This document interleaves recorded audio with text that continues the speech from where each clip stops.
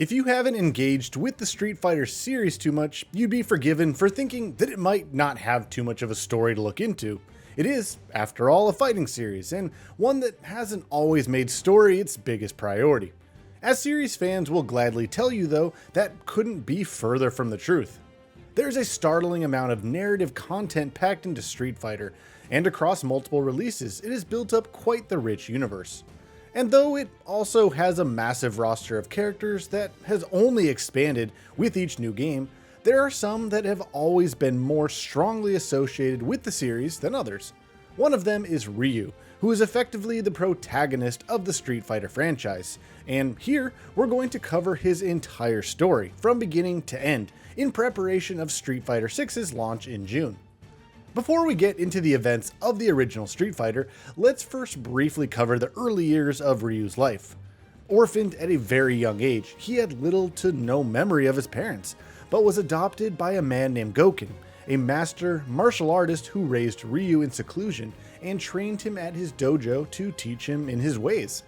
Alongside Ryu, Gouken also trained a young American boy named Ken, and though Ryu and Ken were initially fierce rivals, they went on to form an everlasting friendship, and would go on to view each other as brothers in all but name. For years, Ryu and Ken were trained by Gouken, but in their early 20s, they were told by their master that they were now ready to go out into the world and fully master their fighting techniques. Both Ryu and Ken chose different paths for how to do that, and ended up parting ways. Ryu's path took him to Thailand, which is where we get the events of Street Fighter 1. As you might imagine, the game, which originally released in 1987 for arcades, wasn't particularly heavy on story, but it did have a basic plot that Capcom has gone on to further flesh out in the years since then. Ryu's main reason for traveling to Thailand is to seek out a man named Sagat, known as the Emperor of Muay Thai and strongly regarded as the strongest martial artist alive. Knowing that he won't be able to just challenge Sagat to a fight, Ryu hatches a plan to draw him out, as part of which he goes on to defeat a string of Muay Thai fighters. By the time he has done that, word of Ryu's exploits has reached Sagat's ears, and when Ryu publicly calls him out, calls the previous fighters he's beaten an embarrassment, and demands that Sagat face him to defend Muay Thai's honor, the man does indeed emerge.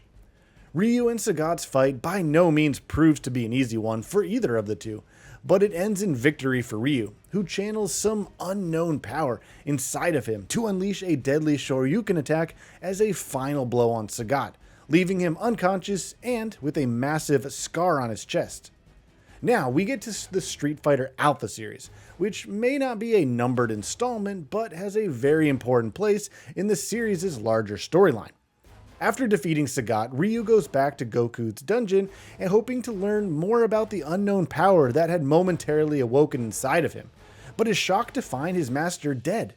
Not long afterward, he returns into Akuma, Gouken's younger brother, and, as it turns out, his killer, who incidentally also has at least some of the answers that Ryu is looking for. He tells Ryu that the power in him is known as Satsui no Hado, and it's one that he and a few others wield as well.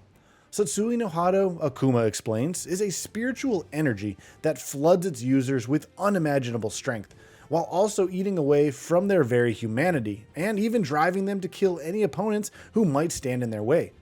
Akuma leaves by literally breaking an island into pieces by punching it, and Ryu decides to keep traveling the world and training himself in an attempt to ensure that he keeps the Satsui no Hado at bay.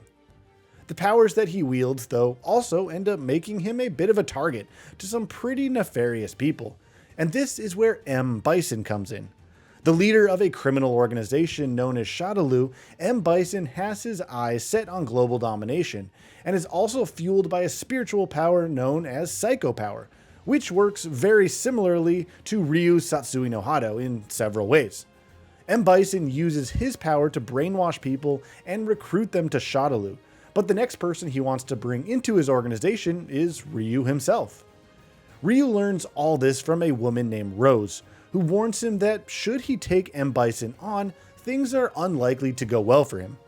Never one to back down from a challenge though, Ryu does take M. Bison on in a duel, and lo and behold, he ends up getting absolutely walloped. Just as M. Bison is beginning to take control of Ryu's body using his psycho powers, he is saved by allies both likely and otherwise, with Ken being the former and Sagat being the latter, while a young woman named Sakura, who appears earlier in Street Fighter Alpha, also accompanies them. With their help, Ryu is able to regain consciousness, after which he defeats M. Bison, not thoroughly and not conclusively, but enough to be able to escape. Street Fighter II falls next in line after the Alpha series in the Street Fighter timeline though. Really, there isn't too much of a story to go on here and can effectively be summed up as Ryu and his friends taking on and defeating M. Bison once again. A much meatier encounter with M. Bison's forces follow in Street Fighter IV, the next game in the series' timeline, which sees Ryu going up against Sin, the weapons division of Shadaloo and led by Seth. Sin, as it turns out, is also looking to capture Ryu, since it needs his body to complete a bioweapon project known as Bless. And while Ryu is able to defeat Sin, it's also revealed that Seth was one of several clones that were created by M. Bison to lead Sin. When this particular clone ended up gaining too much self-awareness, M. Bison ended up disposing of him. Meanwhile, after defeating Sin, Ryu has another fateful encounter with none other than Gouken.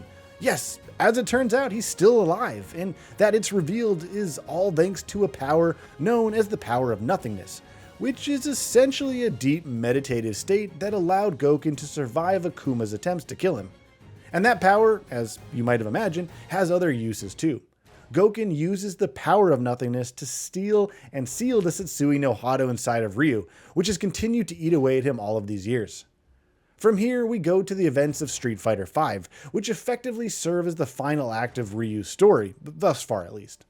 Street Fighter V once again sees Ryu use his friends going up against Shadaloo and M. Bison, with the game's final battle between the two seeing Ryu finally being able to overcome the darkness inside him and using the power of nothingness to beat M. Bison for good. The final game in the series' timeline up until this point is Street Fighter III, which doesn't really have much of a role for Ryu.